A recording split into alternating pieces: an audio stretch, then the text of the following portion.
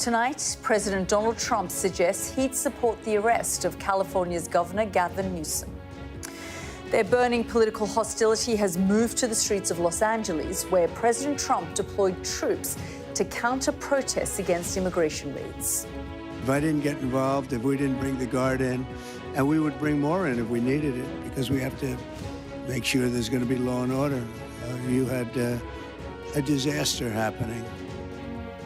Governor Newsom is firing his own legal salvo, suing the president, accusing him of trampling on California's sovereignty.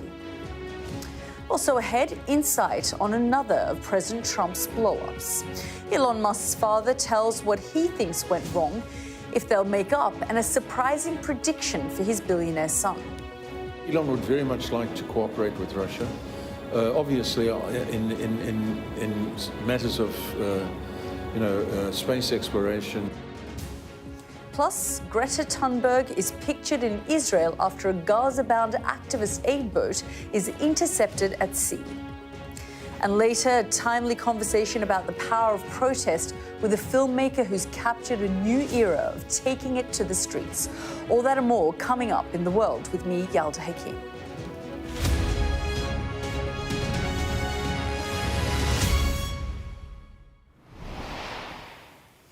Well, while campaigning last year to become president again, Donald Trump made clear he'd use all powers available to stamp out, as he put it, left-wing lawlessness. And in Los Angeles, it appears the president has found in street battles a political fight worth having.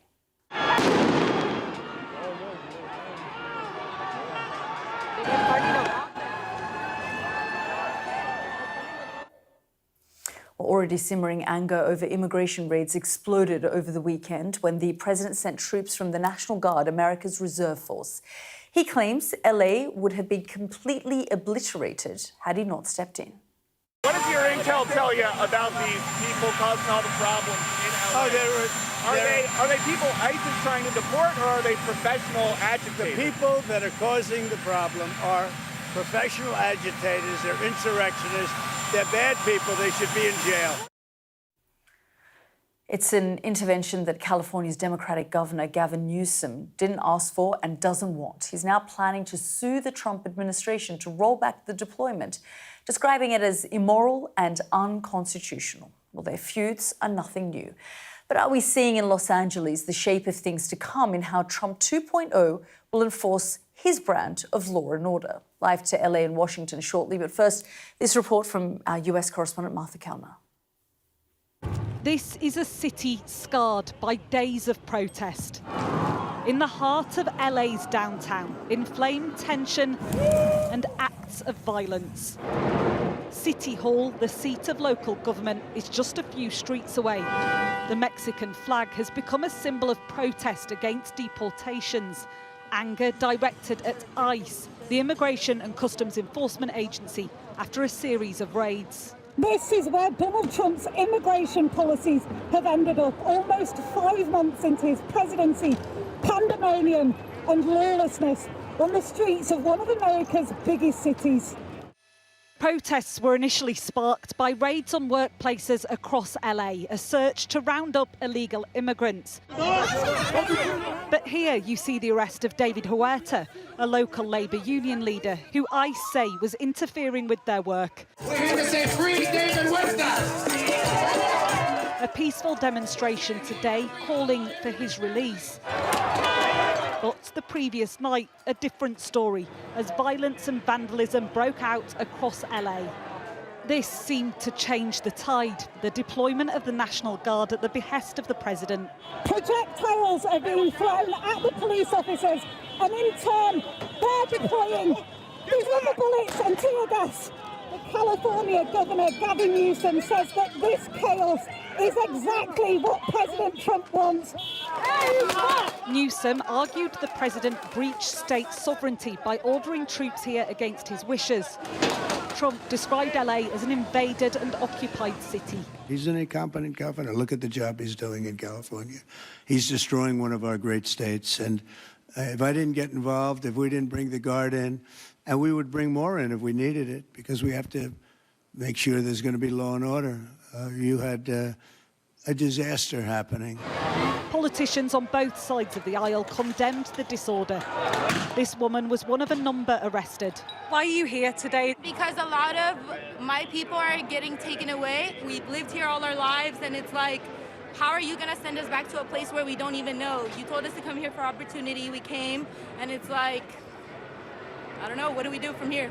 They shot me in the leg with a rubber bullet. They hit me in the head. If you can see under my hair, there's bruising. The president said that any violence which impeded officials would be treated as a form of rebellion. The White House crackdown on immigration has definitely been divisive. The fight back here clearly bringing some together.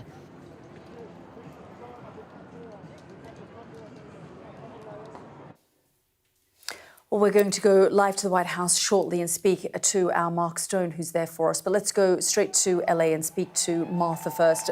Martha, I mean, things really are escalating. Certainly the war of words between Donald Trump and Gavin Newsom.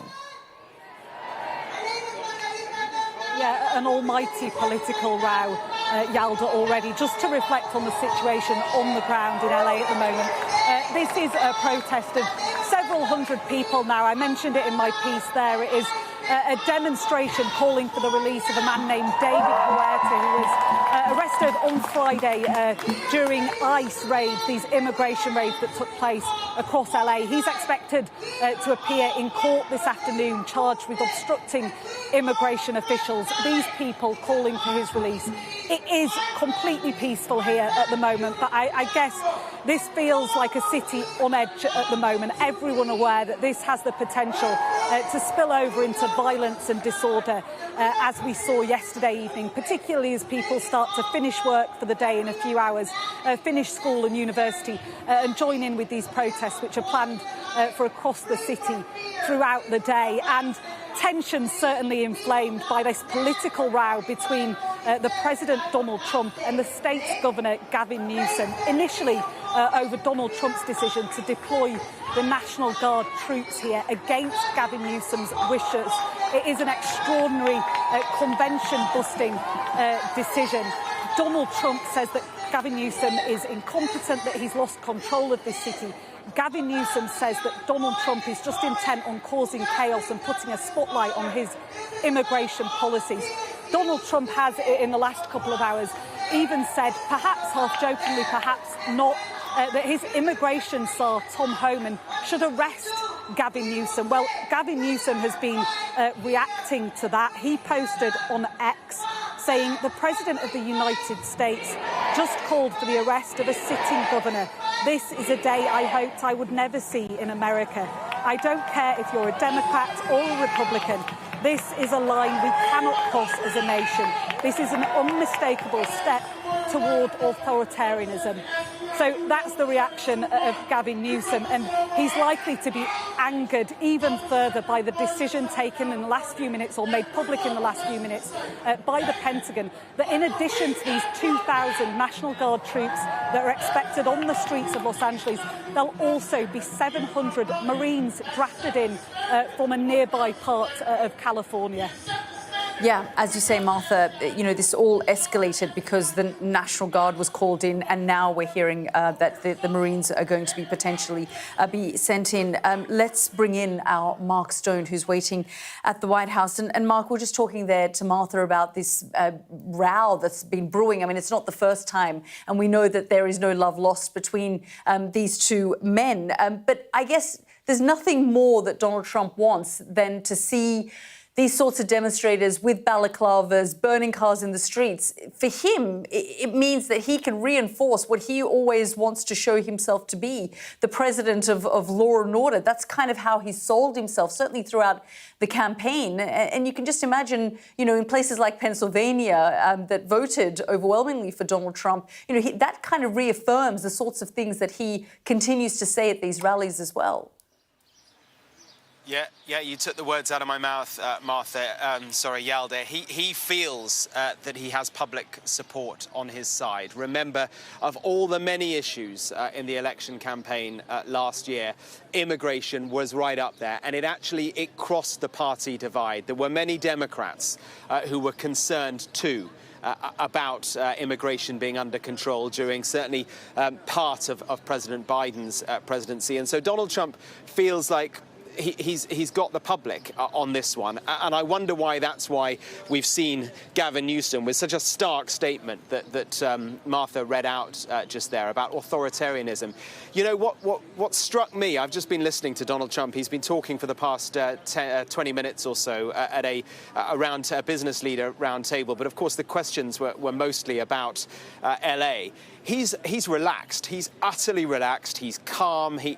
This is a power play by Donald Trump. He has used this extraordinary measure to effectively federalize the California National Guard. Remember, the National Guard, each state has one. It is the gift of the governor of each state under normal circumstances to activate the National Guard. In this instance, the president has done it. That's really, really unusual. And more than that, he's done it against the will of the governor of that state. And yet he seems completely relaxed. Why? Because it's power play. That's why I think he is doing it. And the words don't really match the rhetoric either. The words from Donald Trump in the last hour are, and I'm quoting, "We have it very much under control. It was going in the wrong direction. Now it's going in the right direction." And yet at the same point that he was saying that, we got word from the Pentagon that they are now activating several hundred Marines, 700 Marines, a battalion worth of Marines are to be activated, sent to Los Angeles temporarily, we're told, while more National Guard troops arrive. So this is a fascinating moment in Donald Trump's presidency, potentially the biggest test for him domestically, but also it's something that he's clearly played out in the months, perhaps even before the election. They knew this moment would come, and I reckon they had a playbook for how they were going to run this from the White House. And it certainly involved invoking or deploying the National Guard, federalizing the National Guard. Very, very unusual indeed. But Donald Trump, he seems happy and relaxed. Yeah, and as you say, and now the Marines. Mark, Martha, thank you so much for that update. Now, before events in Los Angeles, President Trump had been dealing with a showdown much closer to home, the spectacular falling out with Elon Musk. The president says he has no plans to make up, but Elon Musk's father has told Sky News nerves were frayed and his son has told him they're sorting things out. He also told our Moscow correspondent Ivor Bennett that he sees Elon working with the Russians one day. Have a listen. I was very surprised. I didn't expect anything like that. But Elon is somebody who sticks by his principles. He's a very principled sort of guy. He doesn't like to be called out on anything that he was a liar or he told a lie or anything like that. And I think in this case, you know, he went into the government with the idea that he's going to reduce spending. And instead of reducing spending, they took the approach that let's spend and let's put money where it can maybe do some work, and then later on we may see the benefits of it. And he disagreed with that. I think they'll come to an understanding, you know, in due course. You think Elon's standing by his principles that we must cut costs. You think they'll patch it up, though? Yes, absolutely. Yes. They may not go back to exactly the same arrangement, but they're certainly both on the same side of things. So it's simply a matter of they should take notice of what Elon's saying, and he should take notice of the needs that the government has, you know. So you think it was more just emotions spilling over? Yes, emotions spinning out of hand. I mean, they've had 5 months of intense day and night, you know, hardly any sleep. And anybody who went through that would know that, your nerves are pretty much shredded after that time. And then once they cleared all the opposition, and it was just the two of them really left, you know, it was a case of how do you get out of this mode of, you know, getting rid of the opposition. And then, you know, they got to a point where just the two of them left, so they have to start fighting with each other. Do you think Elon regrets working so closely with Donald Trump at all? No, not at all. No. We can all certainly I can, and the people in my country can thank Elon very much and Donald Trump very much for what they did. Otherwise, we would now be in a world with someone who has almost zero IQ as the President of the United States. You know, that's where we'd be today if it wasn't for that. And heaven only knows what that would have meant, you know. Now, you're in Moscow for this forum. Is there a chance that Elon could cooperate with Russia in the future on their space program, for example? I'm sure that Elon would very much like to cooperate with Russia. Obviously, in matters of space exploration and so forth. Obviously, yeah, of course. Has he mentioned that? All tech people like to cooperate. You know. Has he mentioned that? Long ago he did come to Russia with the idea of cooperating, and they actually thought he was, they thought he was kidding. It was long ago, about 20 years ago. But now they have actually admitted that they're sorry, the Russians have admitted they're sorry that they didn't take him seriously at the time. Because today SpaceX is the only really viable launch facility in the world. That was Ivor Bennett speaking with Elon Musk's father there. Now, Israeli forces have intercepted an aid boat that was headed for Gaza carrying Greta Thunberg, other activists and humanitarian supplies. They wanted to break Israel's naval blockade. Tonight, the vessel is docked at Ashdod port, and Israel's defense ministry says those on board will be shown footage of the October 7th attacks before being sent home. Our Middle East correspondent Alistair Bunkle reports. See this light? There's a drone right above us. Israeli special forces surrounded and boarded the Madeleine around 3 a.m. on Monday morning as it approached the coast of Gaza. Right now they're jamming our comms. They are saying random stuff just to jam our communication. They are doing this so that we cannot get help. The activists have claimed that the yacht was still in international waters at the time and that the Israeli operation was illegal. Ditch the phone! Ditch the phone! Ditch the phone! Yes. Phones in the water, please! One of the last images broadcast by the activists showed them throwing their phones in the water and wearing life jackets, seated and with their hands in the air. And Greta Thunberg pre-recorded this statement in the event that the boat was boarded. I urge all my friends, family and comrades to put pressure on the Swedish government to release me and the others as soon as possible. The Israeli government released video of soldiers handing water and sandwiches to the 12 activists on board. The atmosphere appeared calm and under control. The yacht and the activists were towed to here, Ashdod port, handed over from the military to the Israeli police. Israel has described the boat as the selfie yacht and criticised the activists for carrying out a publicity stunt to raise their own profiles. Greta was not bringing aid, she was bringing herself. And she's not here for Gaza, let's be blunt about it. She's here for Greta, poor Greta. She's alienated half of the world with this crying wolf, and now she's looking for her next bandwagon. This was a PR stunt, sailing under the flag of moral vanity. Hamas released a statement praising the activists on board the Madeleine and demanding their immediate release. Most European governments have remained quiet as the situation has played out. In Gaza, the humanitarian crisis is worsening as aid struggles to get in and there is daily violence close to the distribution points. Ya Allah, Ya Allah. 6 Palestinians were said to have been killed today as they waited for food. Reports from Gaza say that a local militia, armed by Israel, opened fire and then retreated into IDF-controlled areas. The desperation for food is now leading towards a total breakdown of security. Alistair Bunkle, Sky News, in Ashdod. You're watching The World with me, Yalda Hakim, still to come on the programme.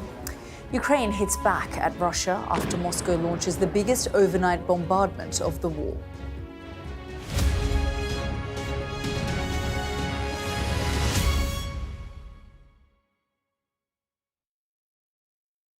What might happen if Russia attacked the UK? This is clearly an enormous show of force. It is definitely out of the ordinary. We ran a war game with former ministers back in the hot seat. Ben Wallace. Amber Rudd. Jack Straw. It's the kind of war game that's genuinely tested inside government. The Russians are signalling that there may be an attack. Russia knows our weaknesses, but do you? I'm Deborah Haynes.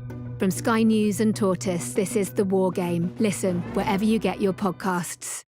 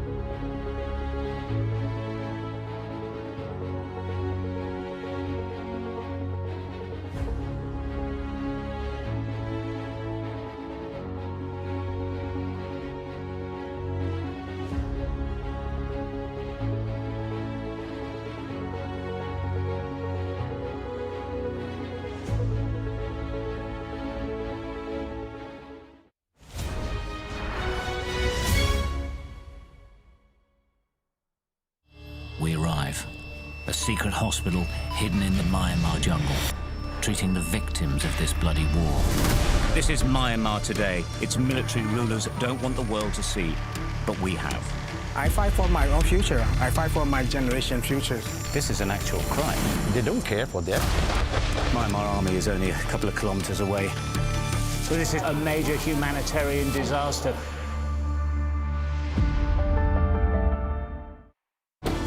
Jubilation in the streets, while some emotional.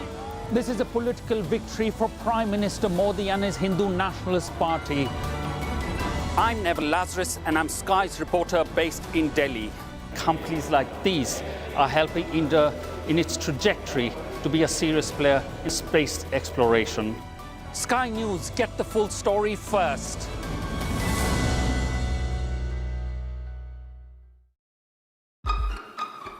We've got your Sunday mornings covered.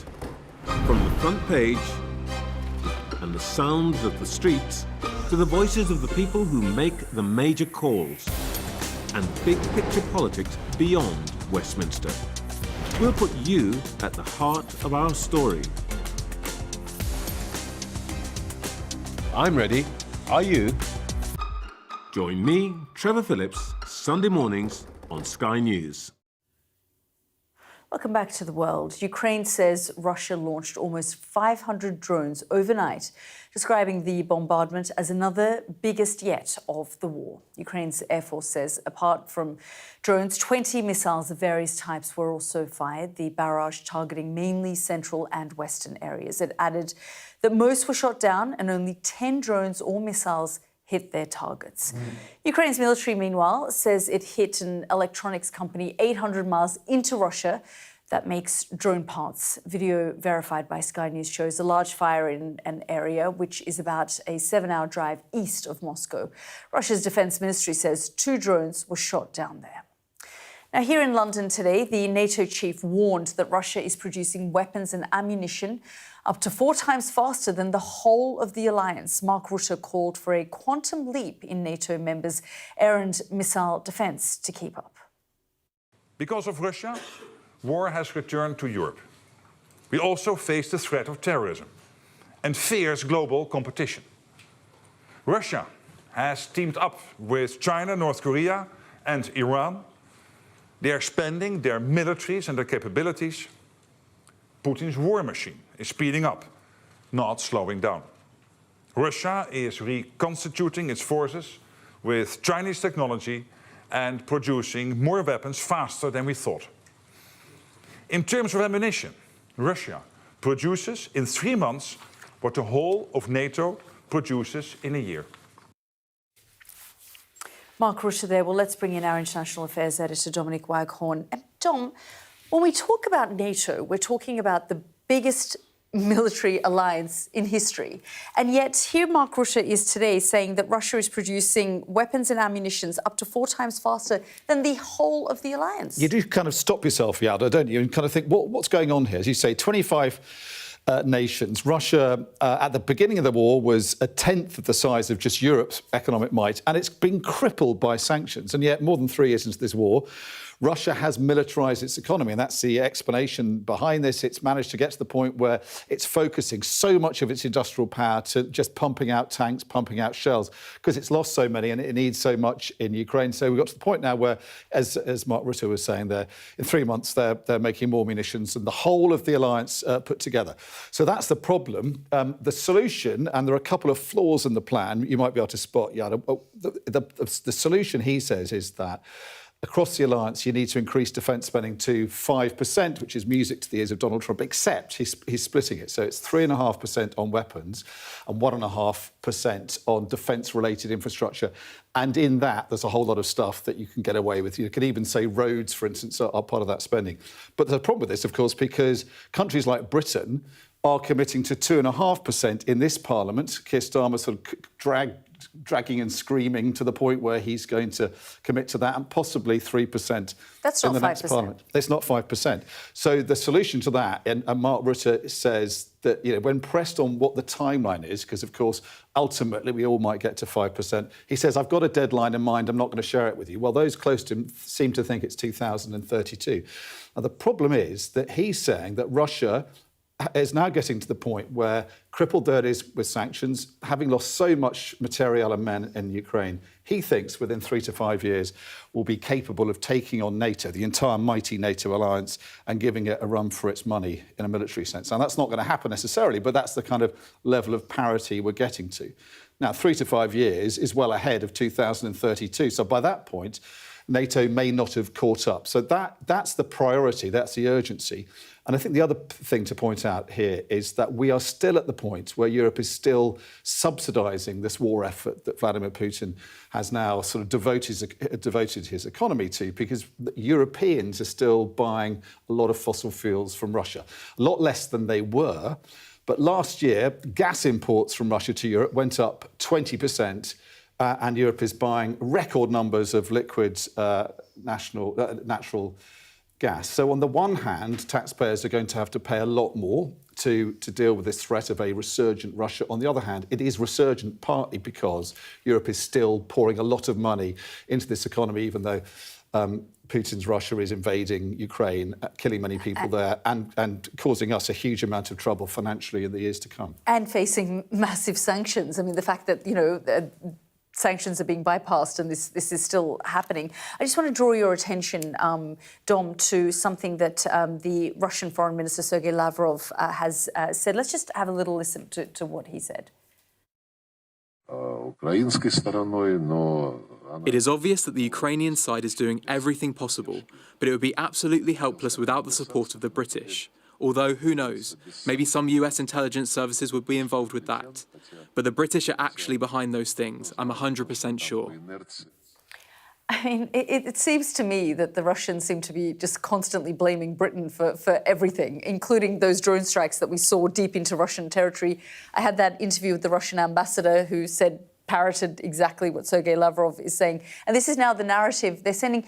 Do you think that they're trying to either, you know, sow fear or create fear in Britain, or like try and create a wedge between Washington and Britain by saying this is all Britain's fault? They're now, funding and backing the Ukrainians to launch these sorts of airstrikes and attacks on Russia? Well, it's certainly the line they are now taking. As you say, the ambassador saying that to you last week, and it's not new, but Lavrov's sort of repeating it again today. I think partly they need to find a scapegoat for this massive, humiliating failure in their air bases across Russia, from the far north to the far east, being so comprehensively ransacked by the Ukrainians in this extraordinary operation that happened a couple of Sundays ago. I think also they're trying to sow the seed within the minds of the British public, as they've done very effectively in America. If you listen to podcasters, very popular podcasters, they are very worried about the possibility of nuclear war, and they are often adopting Kremlin talking points, intentionally or not. And I think what he's trying to do is make British public think,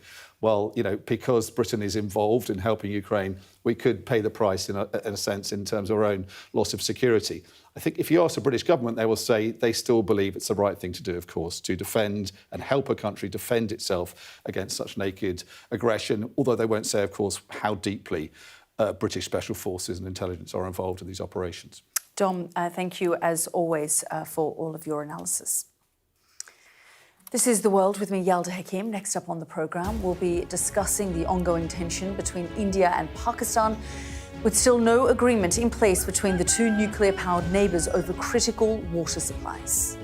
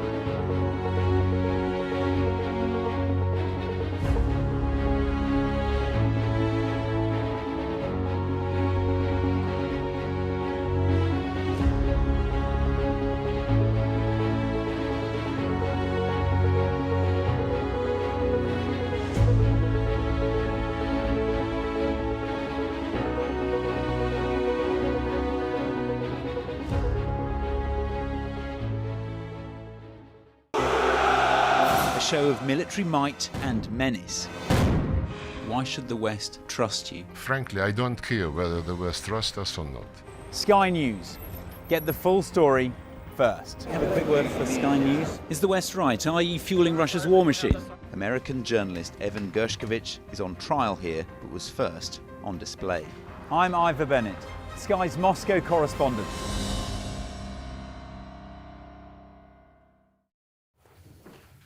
Welcome back to the programme. A ceasefire may be in place after India and Pakistan's recent conflict, but now a potential water war is causing new tension. India suspended the Indus Water Treaty in retaliation to what it calls terror attacks backed by Pakistan in Kashmir. Pakistan denies any involvement in the violence and says India's water moves amount to an act of war. More than 80% of Pakistan's irrigated land is watered by the Indus network. Well, here tonight is the Vice President of the Pakistan People's Party, Senator Sherry Rahman. She's also served in several ministerial roles and served as ambassador to the United States. Senator Rahman, it's really great to see you again, to have you on the programme. You have been touring Western capitals, the globe, following the tensions with India to put Pakistan's case forward.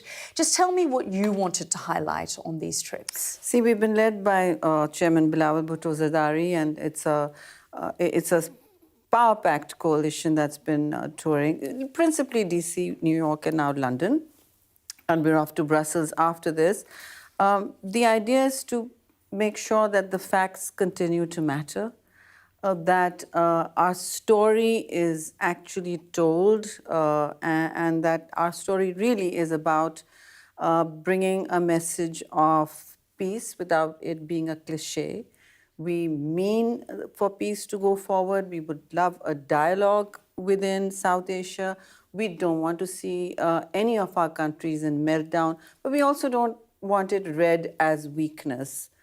We've just come out of an 87-hour war, which was entirely unnecessary. It was pretty unprovoked, and the aggressor has designed it to, YSA Facts has designed it to ineluctably align with a canard that it has been unable to prove. There has been no fact, no identification of links to Pakistan, let alone who the attackers in the famous Pahalgam incident were. Heinous terrorist attack. We condemned it, we condoled it.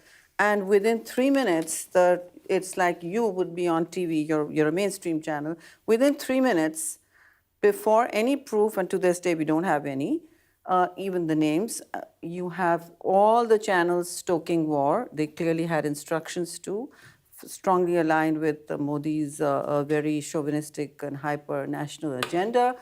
And there you had Pakistani ports taken over. You had the map of Pakistan being erased the next morning. Misinformation was used on both sides, and it was the fog of war. I don't want to interrupt you, but no, there was no equivalence between what went on. If you look at video game simulations that were used on Pakistani channels, I have no doubt, by the way, Senator I would really like you Rahman, to look at both. But I'm going to, because Channel Z, for example, identified a number of things that were false.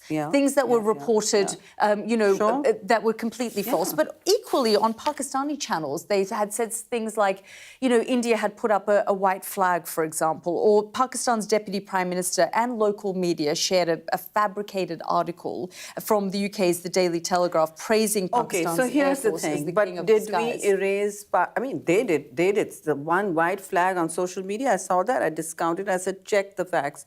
This entire war was this very serious business, predicating trigger for war on a chronology of canards. Okay, these are... So let's talk, but I want to talk... We did not peddle in fiction the way Indian channels did. Did we erase the port of... is there a port in Lahore? Is there a port of Karachi? I do want... Senator Rahman... Facts have to matter. You are one of the most respected senators globally of Pakistan. So I want you to focus on the facts and Pakistan's long history. I mean, before the conflict began, I spoke with your defence minister, who admitted to me on air that of Pakistan's long history of backing and training and supporting terror networks. If we look at the long history from 1993 of the Mumbai blasts, the 2001 Parliament attack, let me also offer you facts here. The laundry list of there's a chronology that is is read out of Pakistan's, involvement in terrorism. But, I think, be that as it may, as whatever the defense minister says, I'm from a party and my own life has been facing down terrorism. Benazir Bhutto, Shaheed, who died. Who was killed as a result of... Her son is here, and he said, I've seen it since too young to be doing this. So then why isn't Pakistan cracking down on these terror So groups? here's the thing. Pakistan is cracking down on terrorism. That's the story that's not being told. Well, then we have more terrorist attacks than anywhere in the world right now as we speak. And no one denies that. Running the largest ground war against terrorism pretty much in the world. Let me just give you something. Also next door to Afghanistan. Which, by the way, the Taliban would never have taken over Afghanistan had I it not doubt been that very much. the support and sanctuary of Pakistan. You know that, Senator Rahman. We did not. I don't want to do this. No, I don't want to do this either, but I just want to give you... I find let me give you... bizarre that we're only talking about... We're talking about India's charge sheet on Pakistan. But because I want to talk to you about the facts that exist on the ground. A senior intelligence analyst at TRAC, a terrorism research and analysis consortium, told us at Sky News that Brigade 313 is Al-Qaeda in Pakistan. It's an umbrella organisation for members of several groups like the Taliban, Lashkar-e-Jhangvi, Hakat al-Jihad al-Islami, Yalda, Ms. Hakim, I don't know who told you this, but this is, I can produce any number of pages saying all this. Perhaps we should also produce a fact sheet, and more than a fact sheet, a digital dossier. Am I asking you, am I going to war every time there is an attack in India? There are 100 insurgencies running in India. Are we responsible for what goes on there? That's what this amounts to. But I think what it amounts to is a terrorist attack in Kashmir. What I'm trying... I mean, look at Jaish Mohammed. You answer one. No, but I asked the question, Senator Rahman, because this is you being accountable for what is happening inside Pakistan. In a statement issued on the 7th of May following the Indian airstrikes, Jaish Mohammed said that at least 10 members of their family, its chief Masood Azhar, was killed in the strikes in Bahawalpur. Your point being? My point being is that these are the leaders of a massive terrorist organisation that focuses on attacks in Kashmir. They've said 10 members of their family were killed there. Children are not leaders. But the fact that Bahawalpur is known to be a hub for terrorism. Maybe you should visit, because a UN team has visited. They have found hospitals there and mosques and rubble. I'm happy to take you there myself. Not that this is what I do, but maybe collective punishment is what you're talking about, right? I'm not, but I'm wanting to know what Kulbhushan Yadav's family, who's a serving military officer. But I want to know what brigade. I want to know what Brigade 313 is, and why international analysts are saying that's Al Qaeda in Pakistan. Most of the international analysts you're quoting are strongly aligned with India's narrative. They tell only India's story, and this is our deficit that we haven't been able to tell this story, right? Muridka and Bahawalpur are not centres of terrorism. These are proscribed now. These are all banned organizations, and at least 2,000 of their members have been arrested. And let me also give you the facts. Here's the facts. I'd like you to check this. I mean, because I appreciate that you're wanting to dabble in facts. Absolutely. So I mean, if I look at where... how many. Okay, let me just... Pakistan has filed 2,645 terrorism financing cases. This is why we're in the white list, not in the grey. But why were you in the grey list? Arrested third. Why were you in the grey list, 2007. Okay, here's where we want. So who is in the grey list? Countries that sponsor terrorism. Be very clear. And the Financial Action Task Force International Terrorism Financing Watch List put you there because of the fact that Sajid Mir, for example, the Mumbai attacker plotter, was roaming around. Yes, we are also facing down. We did face down terrorists. We continue to do so.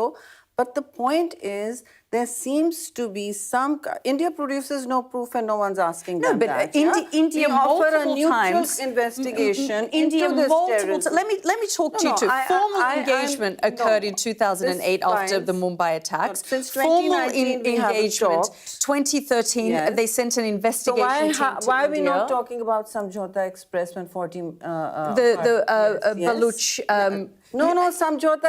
We have a parallel chronology.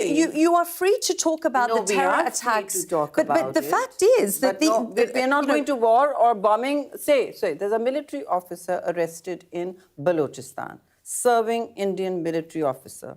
Have you heard the tapes of what he's saying? No.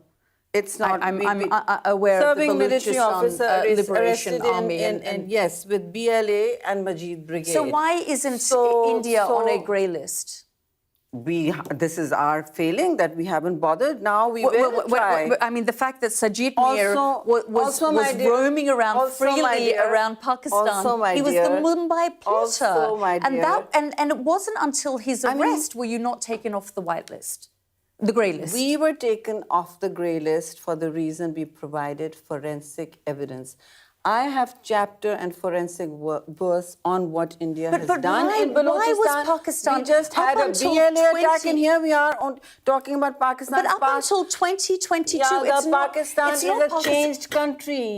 It is a changed country you're now. Telling me are fighting terrorism. 2 years ago, you were taken off. 2 years ago, talking about the past. But because India has now become the country fomenting terror. It's not the 80s. It's not the 80s. It's not the 90s. In 2022, you were on the grey list.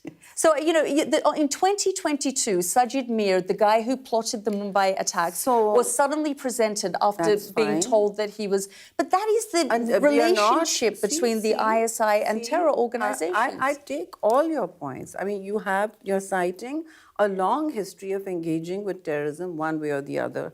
Okay, either fighting it. But we have grown up now fighting not conventional wars anymore. This is the first one I've encountered after a long time. I grew up between the two.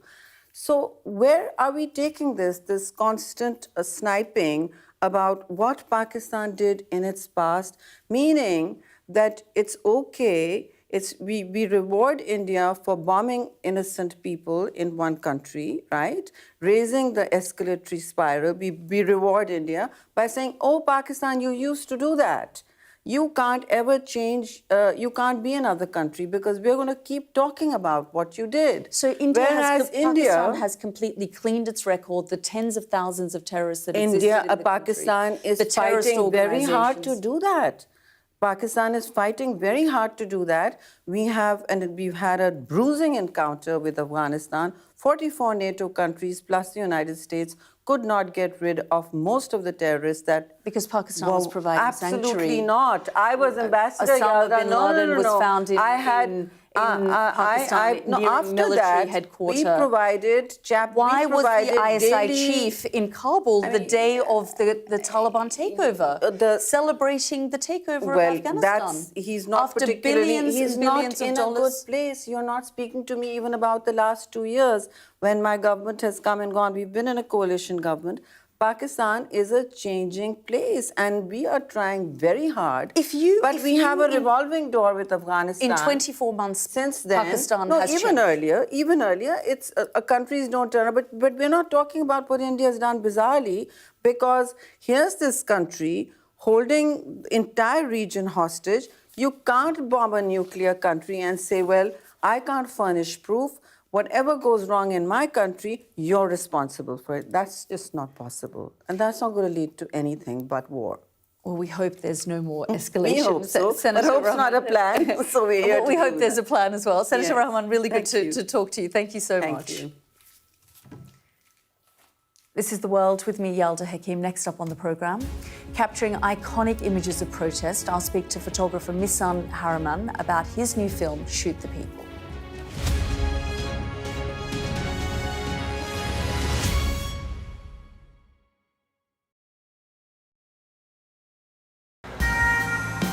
This is how you travel when the mafia wants to kill you. He's almost given up his own freedom, but that's the price he's willing to pay. Here, they don't just arrest and Ndrangheta mafia members, they also live among them. Time after time, I've seen the devastating impact of extreme weather and climate change. We don't have much snow at the moment. They've had a warm spring and exceptionally hot summer, and that means they're expecting to lose more than 3 times the amount of ice than they usually do. flames are still forcing people from their homes and leaving many questioning their futures. Here was my life. We have nothing. I can't say anything. It's so sad. This disaster is testing the resolve of everyone on this island. The only way out now is by boat. Everything you see is devastated, and the misery being felt by people living here is repeated in towns and villages across Central Europe. Sky News, get the full story first. Turkey is burying its dead. The loss is profound. Whole families died in this collapse, generations wiped out. The violence has penetrated the heart of the city rather than being contained to the estates around the edge, and that speaks to the level of anger being felt here. In Sweden, police have seized a lethal stash. This is just a small sample of the deadly arsenal taken off the streets. This is an example of an advert, really. Anyone of any age could say, I'll do that for £1 million, and then have to go and shoot someone. Yes. I'm Siobhan Robbins, Sky's Europe correspondent based here in Berlin.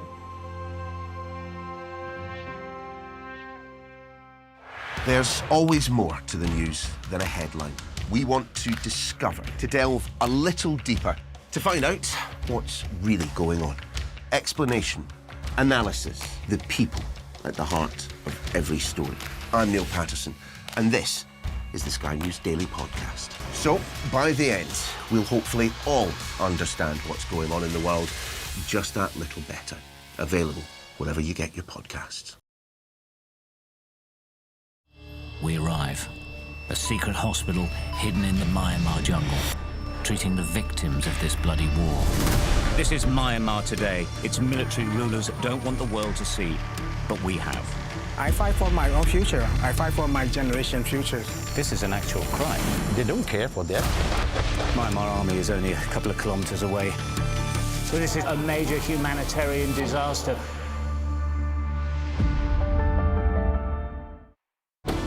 Jubilation in the streets, while some emotional. This is a political victory for Prime Minister Modi and his Hindu Nationalist Party. I'm Neville Lazarus, and I'm Sky's reporter based in Delhi. Companies like these are helping India in its trajectory to be a serious player in space exploration. Sky News, get the full story first.